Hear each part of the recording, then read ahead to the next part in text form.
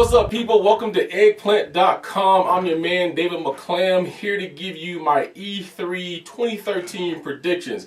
First of all, let me say the E3 this year is kind of hard for me to call, so I'm just going to give you a few of these out of the list that I have and touch on those.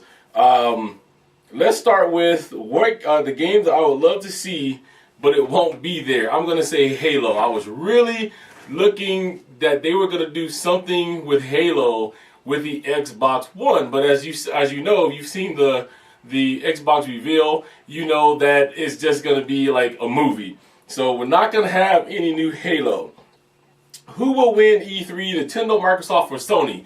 Well, Nintendo's out of the bag with that one, or out of the loop with that one, because of the fact that they're not going to even have a press conference. In my personal opinion, that is a mistake. It's a mistake because right now Nintendo is the number 3 system out of the 3, and they need to come forth and let everybody know, the public in a press conference, what they plan to do with the Wii U. Now, I'm sure that they're going to have some behind closed doors type situations. But if you've ever been to an E3, then you know that when they have behind closed doors, you're not getting back there to see any of this stuff unless you have a press badge.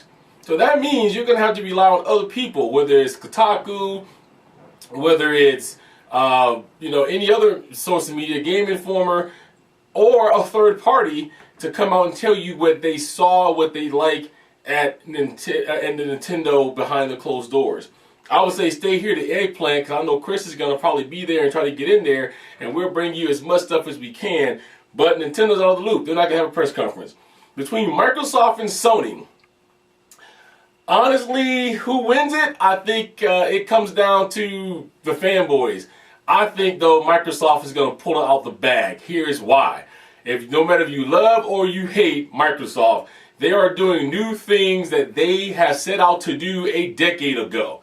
So it's not like they just sat back and they came out with this magnificent idea. Trust me when I tell you, the Kinect, they'll be able to control TV with your voice, the whole entire movement system, all of that was thought of a decade ago when Bill Gates first handed that first customer his Xbox out the door. They're finally making these things come to fruition now. I think that they have a better overall system as far as I know right now, based on the specs. Yeah, I know that the RAM in the PlayStation is and PS4 is a little bit more faster than that. But when you come down to it, from a standpoint of gamer versus, for lack of a better term, a geek, kind of like I am, I'm a technical geek. I love all of the stuff. You can tell me how much RAM and how many polygons, but a lot of people don't care about that.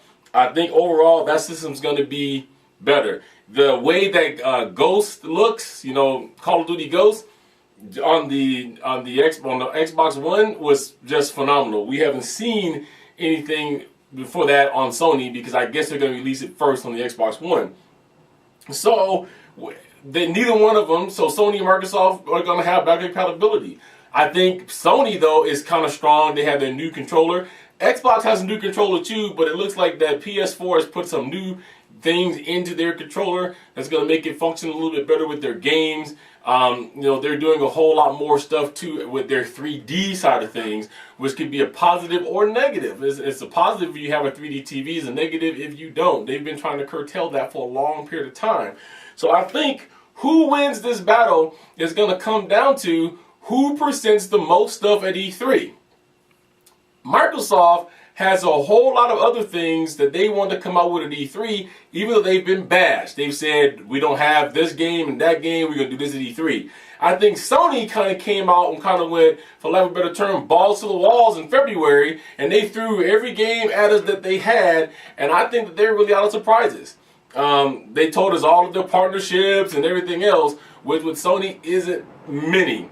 So I guess we're going to have to wait and see. Right now I call them a dead even tie, because both of them did show up at a press conference and both of them showed video renderings of games. However, Xbox came out a little bit better as far as I'm concerned, because we did get to look at an Xbox One controller, Kinect, and all. So I think they came a little bit better than that. So I'm going to say we have to wait and see who wins that. But right now, from where I'm sitting, I think Microsoft is a little bit stronger than that. The biggest upset of the show, I think, is going to actually be in the handheld department, to be honest with you. The PS Vita has been blowing up since it came out. I actually own one, and the way that those things are working right now is phenomenal. I think a lot of people has put portable gaming on the shelf.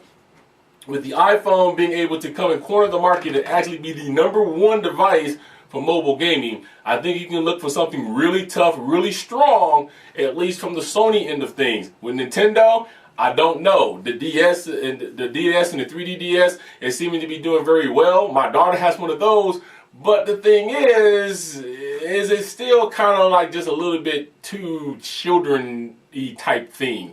You have to look at that. Is the 3DS really something that the hardcore gamer is really getting into?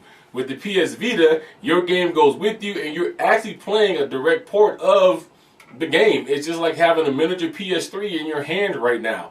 I have MLB The Show 13, and I can tell you no difference except for a smaller screen between going from my Vita to my PS3. So I think handheld gaming is going to be one of the biggest upsets at E3 this year. Who will win the Xbox PS hardware war at the show? Again, I think Xbox is going to win the hardware show. They've totally revamped and it looks better. And right now we know what the Xbox One looks like. We don't know what the PS4 looks like. Granted, some people say that the Xbox One looks like a small or looks like a VCR, but they have made it so that it blends in with everything else in your entertainment center. So right now, again, this because of what we've previously seen from the PS4 and the Xbox side, I think the Xbox will come out in that one. Game company with the biggest booth. I don't know. I really don't know. I think that's going to come down to probably someone PS4 or Sony side because they need to showcase that. I would probably go and say Naughty Dog. I went to Naughty Dog's booth a couple years ago and it was pretty big. So I would probably go with Naughty Dog on that. What will Microsoft spend too much time on, and what will Sony spend too much time on? And then I'm going to hit on my last one, which is this E3 will largely be considered a success. So let's talk. Microsoft will spend too much time on. I really think that they're going to spend a whole lot more time and too much time maybe on the games now because they didn't do that at their press release.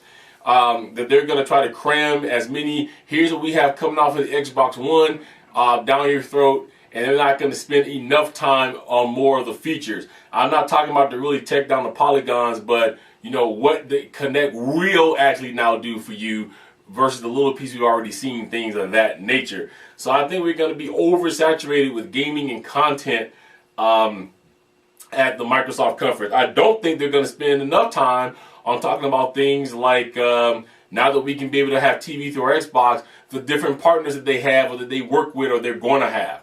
That is a major important fact I think needs to be hit at E3 because people like me, I have DirecTV, I don't have Comcast, I don't have Xfinity, I don't have Fios. We already know Fios and Xfinity, and from what it showed, Comcast is already set up to work. What we need to know is DirecTV and Dish Network and other cable companies around the globe going to be able to work. I don't think they're spending enough time on those particular features, but I think we can hear a lot about games, probably a lot about the home screen, probably a lot about switching between our voice and spend too much time on that. Sony will spend too much time basically on their new hardware because now that they did now show what it looked like, they're going to showcase that. It's going to be big.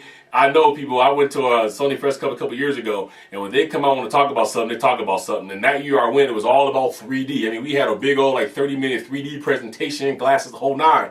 So I think Sony is going to spend too much time talking about their hardware. I think they're going to spend not enough time talking about the games and the software that's going to come with it and some of the new extra features that they presented to us in February. And the last part I'll touch on is the E3 will largely be considered a success. I say that E3 2013 will largely be a success for one reason, because this is now a new year that has a new console in it. We're getting ready to start the console wars bigger and better than ever between E3 or between Microsoft and Sony. I would say Nintendo, but again, we don't know. The Wii U has come up and said that it is a huge fail, so we have to wait and see. But I think that this year it would be a wild success because of the new Xbox One and the PS4. We'll stick around to see that. All right, so that's my short predictions list. If you guys want to hear more about that, make sure you stay tuned to Eggplante.com here throughout E3. We're going to have a lot of things going on, and then I'll go back and clarify some of this stuff after I see the conferences. Maybe I'm wrong about some, maybe I'm right. We will soon see. But all I'm going to say is, no matter who you are a fan of, do not go into E3 2013 with your head buried as a fanboy. Come out, be on the neutral side of things. Look at what Xbox has to offer. Look what PS4 has to offer. Look what Nintendo, when you get to hear it from whoever you hear from, has to offer. Look at what the handheld market has to offer. And then at that point, make your decision about what you feel and who you feel is going to be the best for your gaming needs. Alright guys, I thank you for tuning in and watching me here today on these E3 predictions. Again, I'm your man David McClaren here at Eggplante.com, and we're going to catch you guys next time.